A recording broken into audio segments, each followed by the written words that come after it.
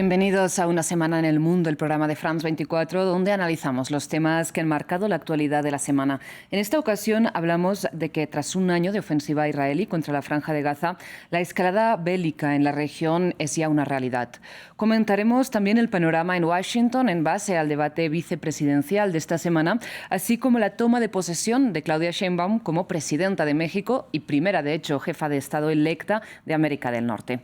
Antes de seguir, recuerden que pueden repetir este y todos los programas de Una semana en el mundo y de France 24 en YouTube, pero ahora también lo pueden hacer en las principales plataformas de audio, las ven en sus pantallas. Ahora sí, les presento nuestro panel para el programa de hoy, que les va a resultar conocido. Contamos para el debate con Ethel Bonet, ella es nuestra corresponsal en Beirut. También estamos con Cristóbal Vázquez, nuestro corresponsal en Washington. Y finalmente aquí en el estudio nos acompaña Manuel Camilo González. Él es internacionalista, escribe para el portal Razón Pública y es comentarista en El Espectador y El Tiempo en Colombia y El Mercurio de Chile, y ha sido también invitado en varias ocasiones y varios espacios aquí en France 24 en español. Ahora sí les propongo que pongamos directamente la mirada en Medio Oriente, porque después de matar a 40.000 personas en un año ya casi de ofensiva contra la Franja de Gaza, el ejército de Israel hace ahora del Líbano su nuevo campo de batalla. A pesar de asegurar que ha desmantelado prácticamente la cúpula de Hezbollah, Israel intensifica la invasión por tierra por el sur y los bombardeos contra prácticamente todo el país. Mientras, esta semana Irán lanzó cerca de 200 misiles balísticos contra el territorio israelí en respuesta al asesinato de Hassan Nasrallah, una operación que el ayatolá Ali Khamenei defendió este viernes en medio de un baño de masas en Teherán. Escuchemos. La brillante operación de nuestras Fuerzas Armadas iraníes en las 2 y 3 noches anteriores fue un trabajo completamente legal y legítimo. Un ataque que el Ejecutivo israelí promete responder. Pero ante la posibilidad de que el gobierno de Benjamin Netanyahu arrastre a toda la región a una guerra total, nos preguntamos si la administración de Joe Biden en Estados Unidos tiene alguna línea roja real que pueda condicionar su apoyo a Israel. Escuchemos ahora voces de dirigentes de la región. La Liga Árabe y sus Estados miembros han advertido por separado durante meses de los riesgos de una guerra regional, en la que todos los bandos sufrirán consecuencias. Hoy nos estamos acercando estrechamente al estallido de dicha guerra debido a la imprudencia y arrogancia de los dirigentes de Israel. Ha quedado claro que lo que está ocurriendo es un genocidio colectivo, además de convertir la Franja de Gaza en una zona no apta para la vida humana.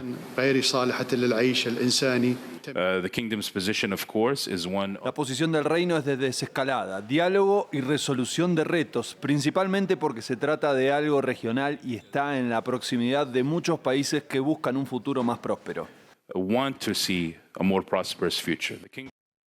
Bien, me gustaría empezar contigo, Ethel, para saber cuál es la situación a esta hora en Beirut después de esta semana, de estos prácticamente 15 días ya de escalada bélica.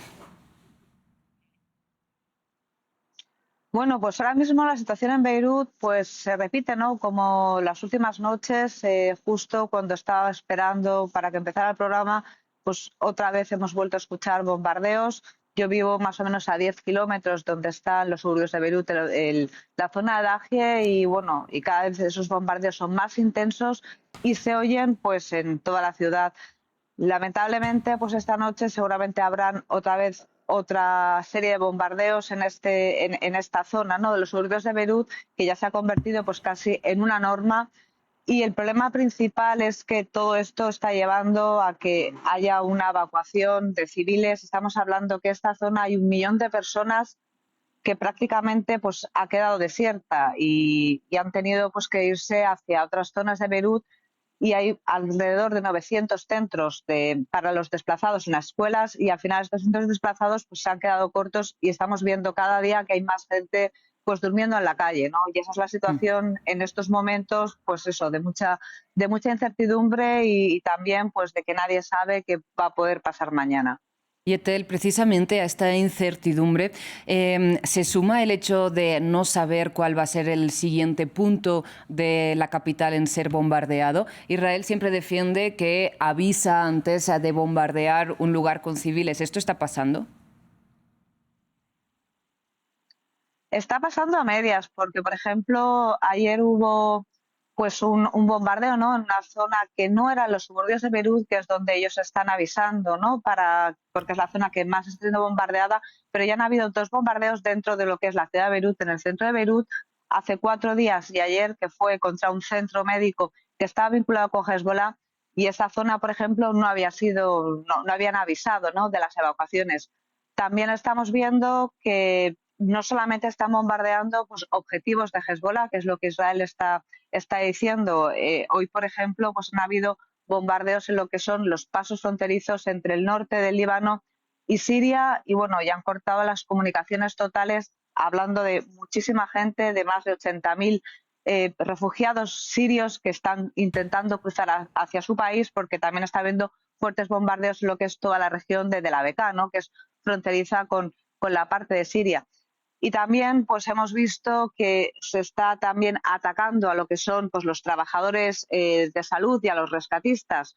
Han habido pues más de 100 personas que han muerto en las 2 últimas semanas. Estamos hablando pues de personal sanitario y también pues esos paramédicos, ¿no?, que sí que son de asociaciones vinculadas con Hezbollah, pero al fin y al cabo pues son trabajadores civiles. Etel, ahora volveremos contigo enseguida, pero quisiera hacer esta ronda también con Cristóbal y Manuel Camilo. Cristóbal, a ti te pregunto si desde Washington se percibe que esta guerra se podría estar evitando, se podría estar deteniendo en estos momentos. El medio político publicaba hace unos días que Joe Biden expresó a sus asesores que se había sentido humillado por Netanyahu al asegurarle en privado que estaba dispuesto a llegar a un alto al fuego con Hezbollah y a rechazarlo luego en público. ¿Cuál es un poco el rol real sobre lo que podría estar haciendo la administración Biden y no está haciendo? Pareciera poco lo que puede hacer la administración Biden, teniendo en cuenta que en repetidas ocasiones ha dicho que se ha logrado cese el fuego con la contraparte, con Israel. Sin embargo, Israel sigue adelante con sus operaciones militares. Ocurrió en varias ocasiones cuando la administración de Joe Biden y el propio Joe Biden le decía a los medios que en cuestión de días se iba a firmar un cese al fuego en Gaza. Ese cese al fuego nunca llegó. Así que lo que parece hacer la Casa Blanca y Joe Biden es tratar de comprometer públicamente a Israel, diciendo y informando que el cese al fuego está próximo, que ya casi está firmado, para que esa presión pública haga mella en las decisiones que tome Netanyahu. Sin embargo, Netanyahu sigue adelante con su operación militar expansionista, y varios medios locales están informando que precisamente pasó lo mismo con Hassan Nasrallah, que aparentemente ya había firmado y ya había aceptado un cese al fuego, pero que Israel y Netanyahu terminó acabando con su vida. Esto ha llevado obviamente a inconformidad por parte de la Casa Blanca. En repetidas ocasiones le hemos preguntado a Biden cuándo va a ser la próxima vez que hable con Netanyahu. No hay claridad al respecto. Hoy Biden salió en la rueda de prensa, dio sorpresa a los periodistas en la Casa Blanca, saliendo a responder preguntas, y obviamente el enfoque fue ese: ¿cuál va a ser la línea roja de Estados Unidos frente a la operación militar de Israel en el Medio Oriente? El presidente Biden no quiso decir nada al respecto, simplemente pues se limita a esto que ya hemos escuchado varias veces de parte de la Casa Blanca y del Departamento de Estado, que es decir que están en constante comunicación, que lo que quieren es una salida diplomática, que lo que quieren es evitar la muerte de civiles. Sin embargo, Estados Unidos pues es el que más provee armas a Israel. Es de resaltar que a finales de la semana pasada Estados Unidos volvió a enviar miles de hombres y a los 40.000 soldados estadounidenses que ya hay en Israel. Es decir, todo el aparato militar, toda la inteligencia, toda la logística necesaria que Estados Unidos pueda ofrecerle a Israel, se lo va a ofrecer, pero públicamente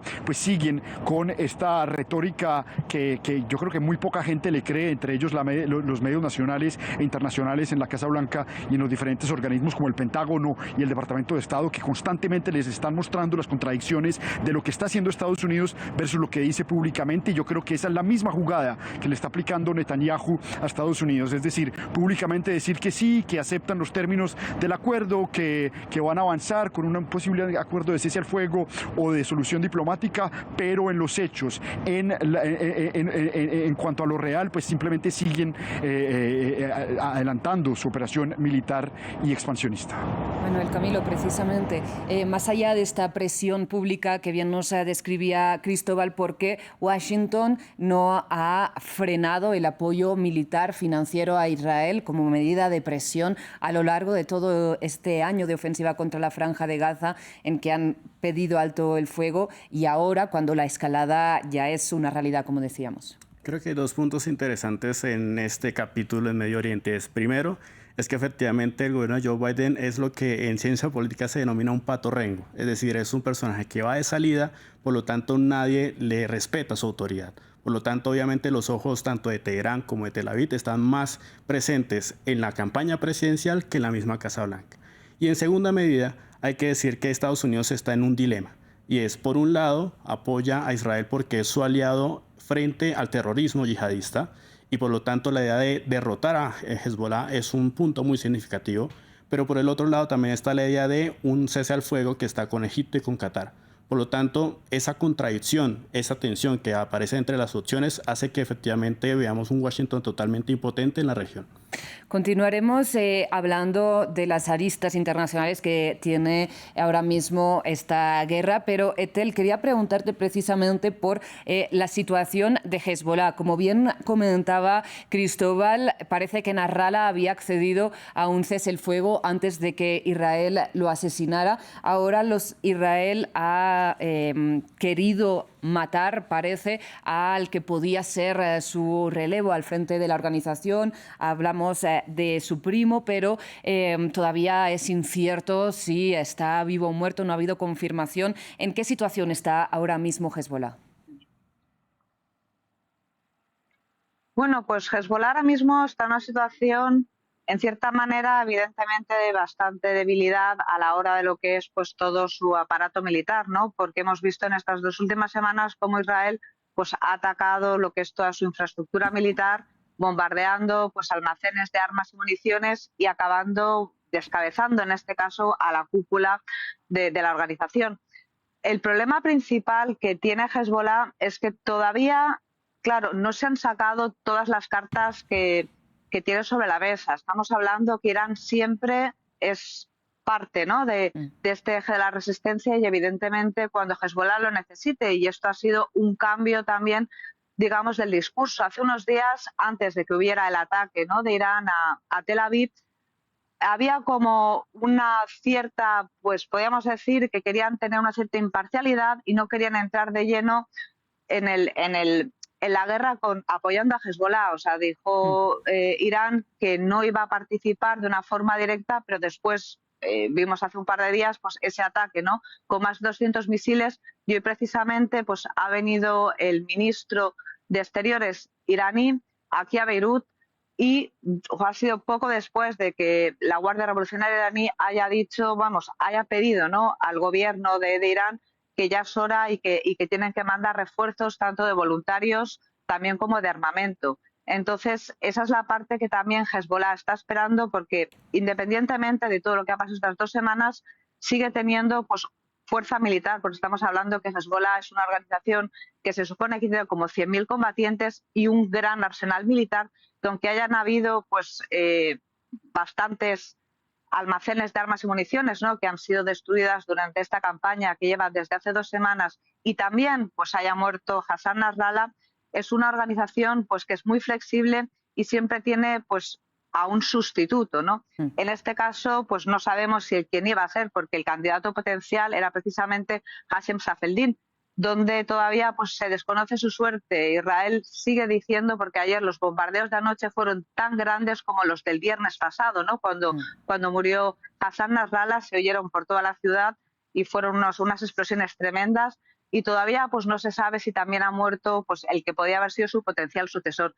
pero Hezbollah, pues me imagino que también tiene otros nombres, ¿no? Y Sí. aunque al final pues pueda haber muerto o no, pues seguramente buscaría a otra persona. Etel, y no sé si ha hecho eco precisamente esta noticia que comentábamos de que Hassan Nasrallah habría accedido a un cese el fuego antes de ser asesinado. ¿Se ha comentado este tema en Líbano? Sí, a ver, fue precisamente el ministro de Exteriores, Buhabib, quien lo dijo públicamente en una entrevista. Dijo que unos días antes de que Netanyahu diera su discurso en la Asamblea de Naciones Unidas, se había ya pactado ese alto el fuego por las dos partes. O sea, y él dijo convencido que si Nasrallah dijo que sí, era porque lo iba a aceptar. Entonces, claro, nos hemos encontrado ahora mismo en una situación que sorprendió a todos, primero con su muerte y después con esas declaraciones que tardó, ¿no?, por lo menos 4 o 5 días en decirlas, y bueno, ya ha sido algo como más público que se había acordado ese alto el fuego. Estamos hablando de un alto el fuego de 21 días que tampoco para Israel pues es una medida suficiente, porque el objetivo, ¿no?, de esta nueva campaña de Israel es precisamente pues garantizar la seguridad en el norte de Israel, pues para que puedan volver pues los más de 60.000 desplazados que hay. Y el principal problema que tiene Israel es que Hezbollah tiene una presencia muy grande en el sur del Líbano y es parte, ¿no?, de esa resolución 1701 del Consejo de Seguridad de la ONU, en la que se pide, en la que se exige más bien, que Hezbollah se retirara completamente de toda la franja debajo del río Litani, ¿no?, que es como la frontera para que Israel se sienta seguro, pues estamos hablando de unos 7-8 kilómetros que estaría, ¿no?, fuera de ese borde fronterizo. Y es por eso que cuando Israel se ha dado cuenta que no ha encontrado, ¿no?, una solución política hasta el momento, pues ha decidido solamente ir por el camino militar, y entonces esos 21 días pues tampoco para ellos hubiera sido una opción, ¿no?, donde pudiera después haber un alto el fuego. Y ese es el principal problema por lo que también pues Israel ha decidido pues seguir y continuar con su campaña. Y Etel, una pregunta más te quería hacer sobre cómo se percibió desde Líbano este ataque iraní que comentábamos con cerca de 200 misiles balísticos contra Israel.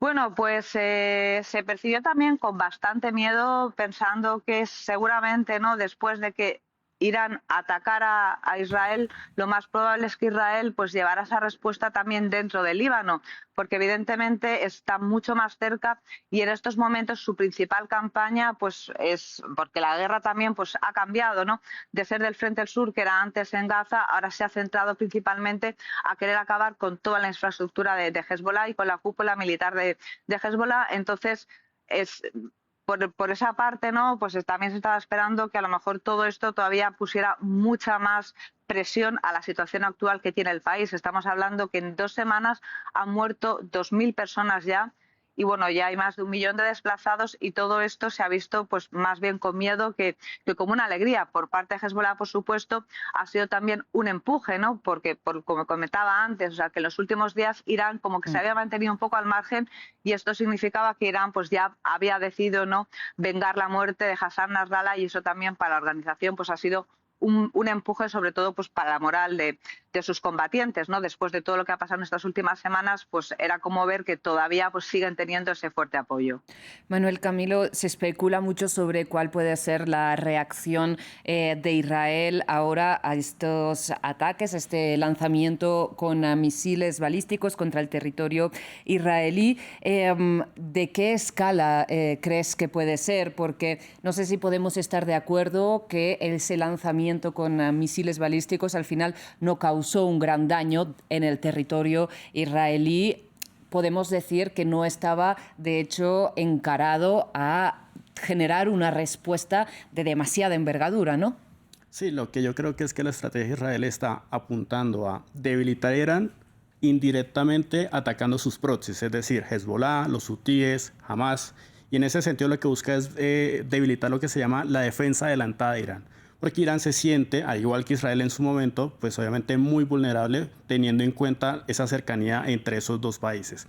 Entonces, lo que busca básicamente Israel es atacar estos proxies, y seguramente la guerra va a escalar en ese sentido, buscando que esos proxies sean eliminados para que Irán obviamente se sienta vulnerable e incluso llegue a una posible mesa de negociación. Y segundo, creo yo que esto también tiene un efecto muy indirecto en Hamas, y es que efectivamente bloqueando su solidaridad con Hezbollah, pues obviamente queda en un papel totalmente secundario.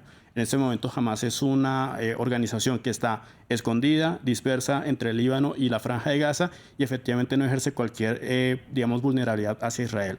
En este punto, pues obviamente lo que Israel quiere es cortar obviamente todas estas líneas de comunicación y de logística entre los mismos proxies que tiene Irán, pero apuntando al objetivo político de debilitar el posicionamiento de Irán en la región. O sea, ¿tú descartas que en el corto plazo Israel ataque infraestructura petrolera en Irán, infraestructura nuclear, tal y como se ha venido comentando? Sí, yo lo descartaría por ahora. Creo yo que eso sería una gran línea roja, particularmente en el tema nuclear, porque obviamente eso ya tiene unas consecuencias mucho más grandes para la región y obviamente en términos globales. Yo creo que ahí en este caso Washington sí se pondría mucho más serio de lo que en estos momentos está, y obviamente no permitiría que efectivamente Israel atacara instalaciones nucleares. Pero obviamente el objetivo está muy claro, y es debilitar a Irán indirectamente a través de este ataque que se da hacia los proxies que tiene en Medio Oriente. Cristóbal, te pregunto si en Estados Unidos se percibe de esta forma, en que un ataque israelí contra territorio iraní sería inaceptable, o si, por el contrario, Hezbollah e incluso Irán son mayores enemigos, digamos, de Estados Unidos que no Hamas y la impopularidad que ha desatado finalmente esta ofensiva israelí contra Gaza. En varias ocasiones el presidente Biden ha dicho que no le recomienda a Israel que haya una retaliación contra las instalaciones petroleras y nucleares en Irán. Lo dijo anoche cuando iba en camino a Georgia y a Florida, las zonas afectadas por el huracán. Lo dijo hoy cuando apareció en la Casa Blanca de forma de sorpresa en la rueda de prensa.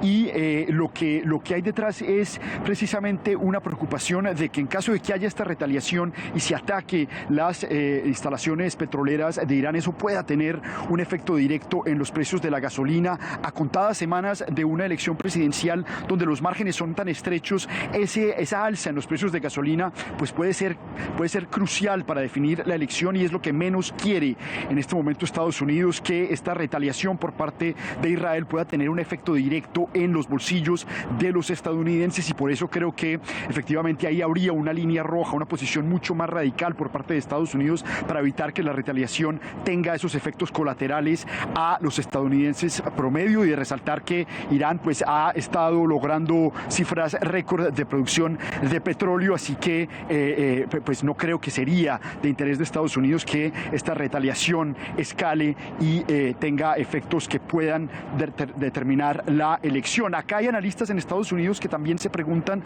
si vale la pena, de cara precisamente al efecto que pueda tener en las elecciones, seguir agrandando a Irán como enemigo. La retórica de republicanos y de demócratas en campaña es seguir incitando y agrandando a Teherán como si fuera el nuevo Irak, ¿no? y arando el terreno para que se puedan tener el respaldo público de cara a un eventual ataque en territorio iraní.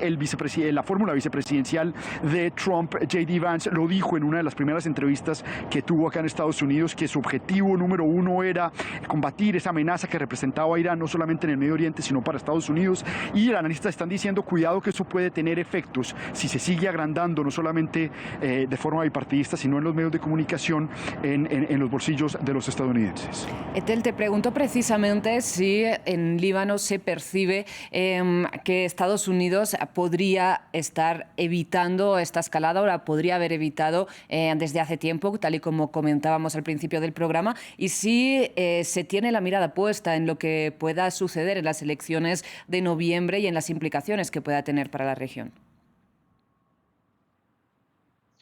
Sí, Estados Unidos ha llevado a cabo muchos esfuerzos diplomáticos. Estamos hablando de Amos Hochstein, que precisamente, ¿no?, el día antes de que pues Netanyahu fuera a la Asamblea de Naciones Unidas en Nueva York y diera su discurso, había estado también en en Tel Aviv, intentando, ¿no?, de alguna manera pues que hubiera ya un alto el fuego, porque ya la situación ya estaba empezando a ponerse pues muy mal aquí en el Líbano y ya parecía que todo estaba pues abocado, ¿no?, a que hubiera una guerra total, y fue precisamente intentando, ¿no?, ese último esfuerzo diplomático antes de que al final pues la situación pues llegara a cómo se ha convertido ahora. También hay cierto recelo porque siempre se está hablando que cada ataque, ¿no?, que lleva a cabo Israel, Estados Unidos ha sido informado. Entonces está siempre pues no esa dualidad de hasta qué punto está ayudando al país y hasta qué punto está ayudando más a Israel, evidentemente. Como estamos hablando en estos momentos, pues Estados Unidos no tiene ningún interés de meterse en una guerra, tanto los republicanos, ¿no?, como los demócratas, porque no es el final de una campaña, ni los estadounidenses pues lo que quieren, ¿no?, es empezar pues una nueva candidatura precisamente pues con una guerra pues como ya la han tenido que ir arrastrando, como ha sido la guerra de Irak o la guerra de Afganistán, ¿no? Eso también es algo que Estados Unidos pues está intentando pues con toda la mayor fuerza de que al final Israel pues no siga, ¿no?, empujando como está empujando hacia lo que podría ser una guerra regional, porque cada día pues es lo que más, ¿no?, se está acercando. O sea, la situación ahora mismo en el Líbano prácticamente pues podemos hablar de que el país está en un estado de guerra. Están bombardeando todos los días, está habiendo pues muchos muertos y evidentemente si la situación sigue así, o sea, Irán va a ayudar, porque ya lo ha dicho, que va a ayudar también al Líbano, ¿no?, como también pues seguir ayudando a Gaza. Entonces es una situación en la que ellos siguen intentando pues esos esfuerzos diplomáticos que hasta el día de hoy se están llevando, pero el principal problema es que el gobierno de Israel, ¿no?, precisamente pues el primer ministro israelí tiene muy claro que su objetivo es acabar directamente con Hezbollah, sin que pueda haber esa tregua, y ese es el principal problema.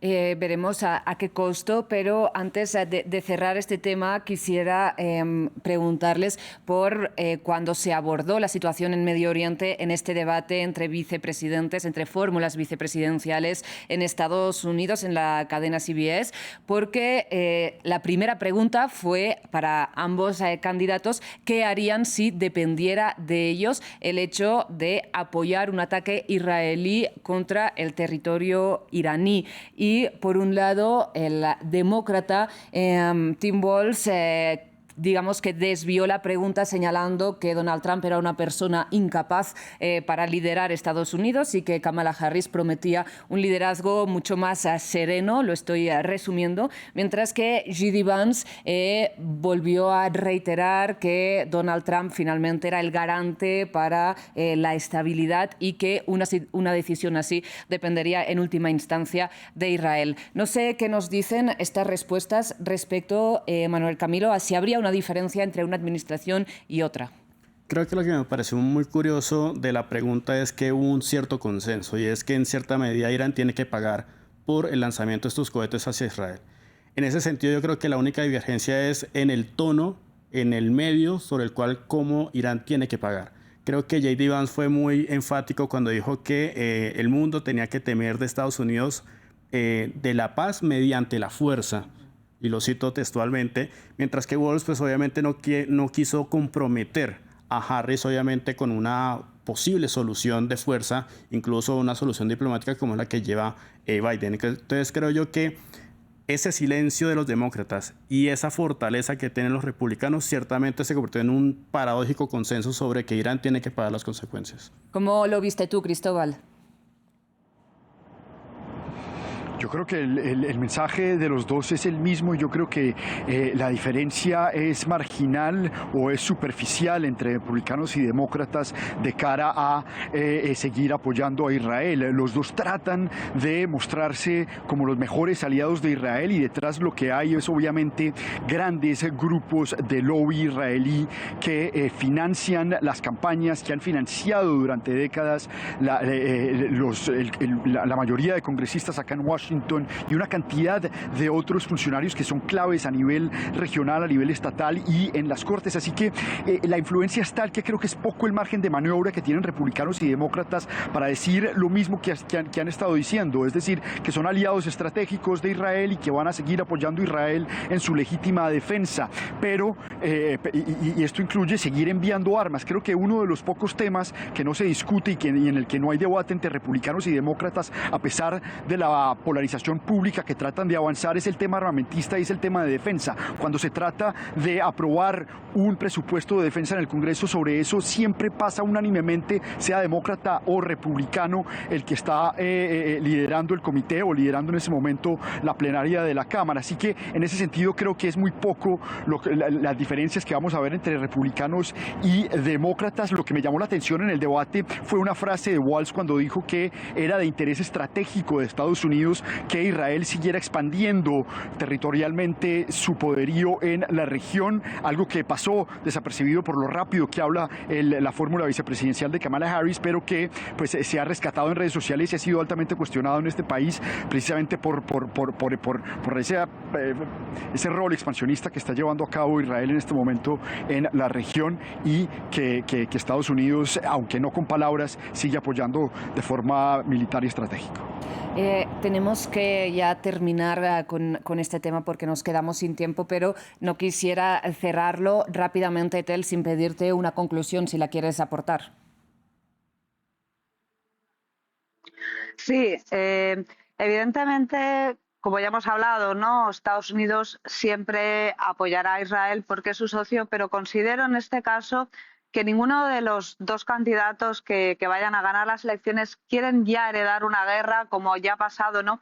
En otros momentos, pues que empieza su candidatura en enero ya con una guerra en Irak o una guerra en Afganistán. Estados Unidos, tenemos que también dejar claro que evidentemente Hezbollah es un grupo terrorista para Estados Unidos y también para Europa, como también los Hamas, ¿no? Entonces también está esa dificultad por parte de Estados Unidos, que tienen que apoyar a Israel precisamente porque son dos grupos que son terroristas y que también han atacado su territorio.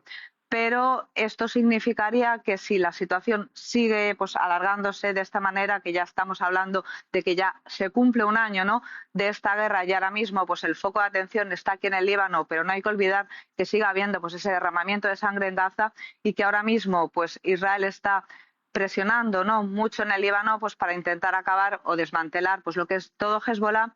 Irán, evidentemente, como parte, ¿no?, del eje de la resistencia, o más bien dicho, pues como el promotor, ¿no?, del eje de la resistencia, también actuaría, y entonces se encontrarían con esa situación que en todo momento hasta ahora no ha intentado evitar Estados Unidos, es tener una confrontación directa con Irán.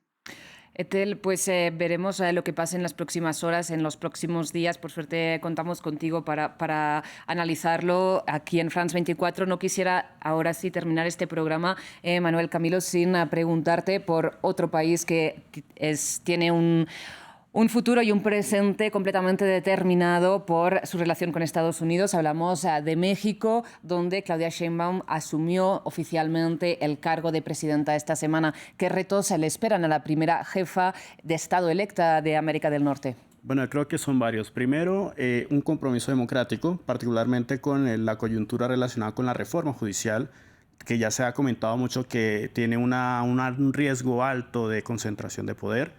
Dos, mejorar las relaciones con el sector privado. Esto viene un poco del lastre del gobierno de Andrés Manuel López Obrador, donde obviamente el gobierno y el sector privado no tuvieron una relación muy cordial.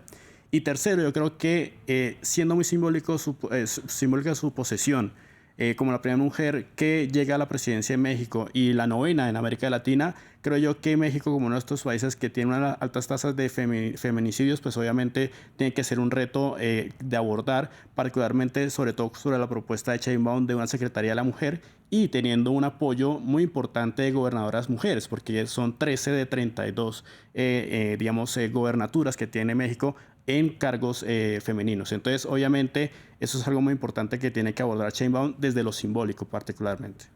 Cristóbal, desde Estados Unidos, ¿cómo ves este nuevo mandato liderado por Claudia Sheinbaum? Parece que hemos perdido ya en este momento la conexión con Cristóbal Vázquez, pero Manuel Camilo, te traslado a ti esta pregunta en relación a cómo van a ser los vínculos con Estados Unidos entre México y el nuevo administrador de la Casa Blanca. ¿Qué podemos decir? Bueno, creo que hay dos puntos importantes. Migración, un tema fundamental y realmente coyuntural en estos momentos, y particularmente en la campaña electoral ha sido muy, digamos, asiduo en términos de los debates presidenciales. Y dos, el tema de la seguridad, narcotráfico y obviamente el tráfico de fentanilo. Creo que efectivamente estos dos temas son distintos, pero se complementan, porque al final de cuentas la criminalización de la migración corre por cuenta obviamente de las políticas de seguridad de lado y lado.